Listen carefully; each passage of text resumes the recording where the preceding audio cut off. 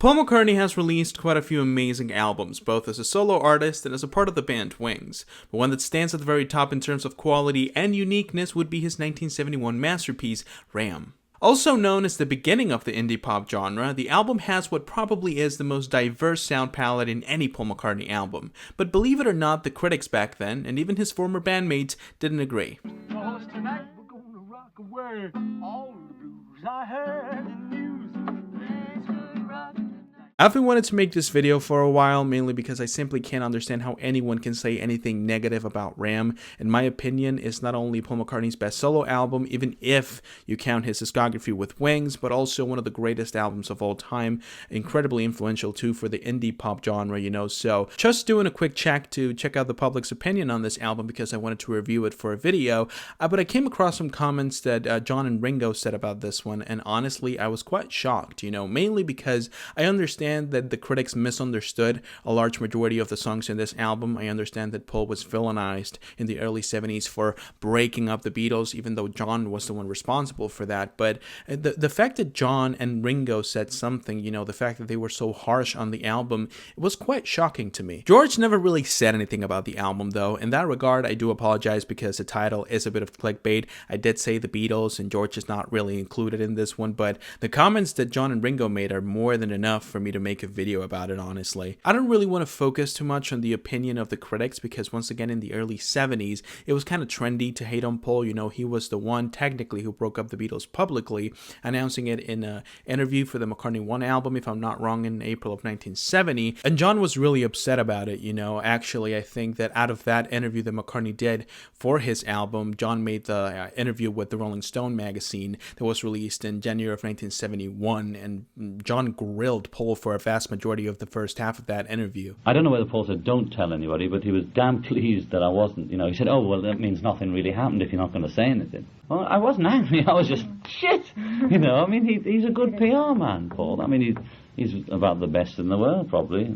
He really does a job. Basically, what I'm trying to say is that in the eyes of the fans, Paul was the villain who destroyed the Beatles, the most popular and acclaimed band of all time, a goldmine for music critics, so obviously they were quick to jump to his neck whenever he released an album up until the, mid-70s when he released some of his most acclaimed albums with his band Wings. But in the case of Ram, the reviews were so poor that if we had to make a ranking of his entire discography based on the initial reception by the critics, Ram would be lower than albums like Egypt Station, Press to Play, and Paths of Peace. That's how bad it was. There's a few other things that influence this reaction by the critics, like the little diss that Paul McCartney had towards John Lennon in the song Too Many People, the fact that he had a very diverse sound palette in this album and it had songs like Monkberry Moon Delight that were completely different from anything else in the rock music scene at the time. There's also the fact that rock music was getting really heavy with bands like The Who, Led Zeppelin, and Black Sabbath, and Paul McCartney's rock music was not rock enough, it was not heavy enough, it wasn't popular anymore, so that was another reason. And then there's also a tiny weeny bit of sexism in the mix because for the fans, Linda, who was a big part of the album, was like a prettier version of Yoko, ignorant people. And by the way, I know that just by saying the word sexism, a lot of you are going to be like, oh, this young generation is filled with snowflakes. What are you talking about? There was no sexism back then. There was. A tiny little bit. It wasn't all that much. I don't think it's relevant at all, but there was. But that's the main reason this reaction by the critics is not the most mind-boggling thing. It makes sense. Nowadays, the album is praised as one of McCartney's best releases, if not the best, so it's pretty much obvious that the circumstances and the state of rock music back then had a huge influence in the way critics saw this album. But when it comes to John and Ringo, man, I'm just really disappointed about a lot of the things they said, especially Ringo. He released 2 albums in 1970, Sentimental Journey and Bocala Blues. Hold on. Bonjour, this is Julian, the Frenchman who makes French pronunciation videos here on YouTube, and we are looking at... I don't give a fuck. As in just beau, beautiful, cool.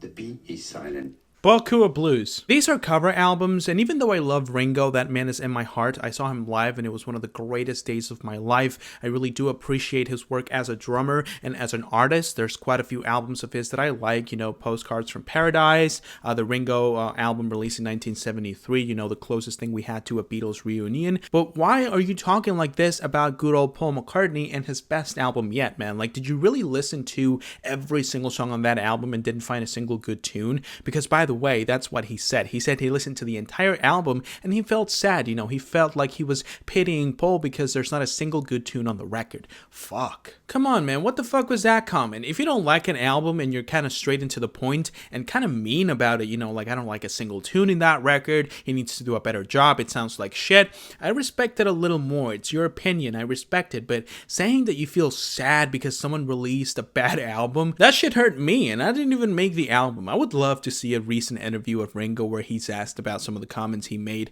about Ram and, see if it changed his mind. Probably yes, because everyone else did, so why not him? And listen, I don't usually react like this. I make YouTube videos. Hundreds of people disagree with me every single day, a lot of times saying a lot of mean shit. So the comments that Ringo Starr made 50 years ago shouldn't really get to me, but for some reason, instead of saying you don't like an album, saying that you feel sad about the album because of how bad it is, it's extremely triggering. I don't know why. Let me prove it to you. Let's move on to John Lennon, who not only said some harsh things about the album as well, but made a whole diss track in response of one of the songs in the album, like Imagine.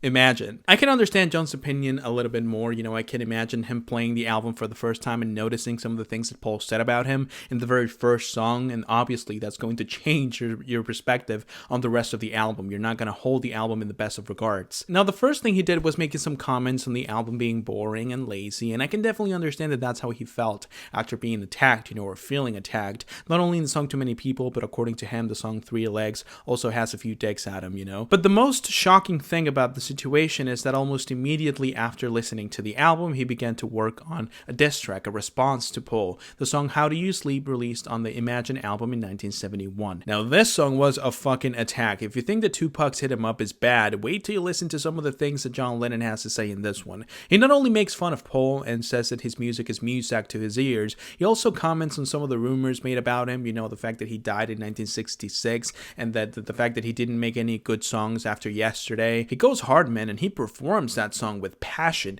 It's actually the best performance in the entire album, which happens to be one of the greatest albums of all time as well. So when I tell you that the song is not only a really good diss track, but a really good song overall, you better believe me. Now, after this entire thing happened and they went back to being friends, his opinion on some of the songs in Ram changed quite a bit, especially when it comes to the song Uncle Albert, which kind of makes me think that he never really disliked the album in the first place. It's just that given the fact that the first song on the album is an attack on his character, that obviously changed his perspective on the rest of the track list. Ram is by far, even more than McCartney 2, the most experimental, quirky, and weird album that Paul McCartney ever did, so it would make no sense for John to hate on this album, given the fact that it has songs like Dear Boy, Monkberry Moon Delight, Smile Away, Three Legs, Long Haired Lady, songs that are not exactly normal Paul McCartney songs, Ram is like an explosion of colors. You get a different side of Paul McCartney in each and every single song, not only in terms of instrumentation and songwriting, but also when it comes to the vocals, the way they are performed, the pitch in which they're in, every detail of the album feels so calculated that I don't really understand how anyone would look at this masterful piece of music and say that they don't like it, or say that they're sad because it doesn't have a single good tune in it. It's just ludicrous. I couldn't really find any comments made by George Harrison on the album Ram, but given the fact that he participated so heavily on the song How Do You Sleep, delivering what in my opinion is his best guitar performance ever. I don't think that there's a single song with the Beatles or in his solo discography that tops what he did with How Do You Sleep. Definitely the highlight of the song. I believe that it's fair to say that his extremely passionate performance on what probably is the biggest attack on Paul McCartney's public image is more than enough evidence to say that he didn't like the album either. I'm saying, I had a good shit today, and this is what I thought this morning, and you know, and oh, I love you, Yoko. But yeah, man, that's pretty much all that I had to say. I wanted to talk to you guys and listen to what you had to say about this, because it's just so shocking to me how one of my favorite albums of all time was so heavily criticized, and not by the critics, because once again, I sort of understand why they were so harsh on the album given the circumstances and, you know, the context in which the album was released. But his former bandmates, man, even if they had a lot of legal problems and they were going through like a bad time in their relationship, for them to make such a public statement about the poor quality of someone else's album, especially when the album in question is such a unique masterpiece, was so weird for me to read, and more than enough evidence in my opinion that public perception can change quite a lot in just a few years, because nowadays the album is seen as one of the most important releases of the 70s and Paul McCartney's best album by far. So yeah. You're from Charlotte, does that make you charlatans? I just thought of that, I shouldn't probably. Okay. Of course, the main reason I make these videos is because I want to know your opinion, so go ahead and leave it down below. Do you like Ram, or do you agree with John and Ringo? Do you think the album was lazy? Do you feel bad for Paul because there wasn't a single good tune on the album? Let me know in the comments below. I really do hope that you enjoyed watching this video as much as I enjoyed making it. If you did, go ahead and leave a like and subscribe to the channel so you don't miss any other videos that I upload. If you want me to talk about any other topics related to music, if you want me to check out a song, an album, or an artist, leave it down below as well, and I'll make sure to read any of your requests as soon as I can. Once again, I hope that you enjoyed, and I hope that I can see you soon with a new video. But until then, bye.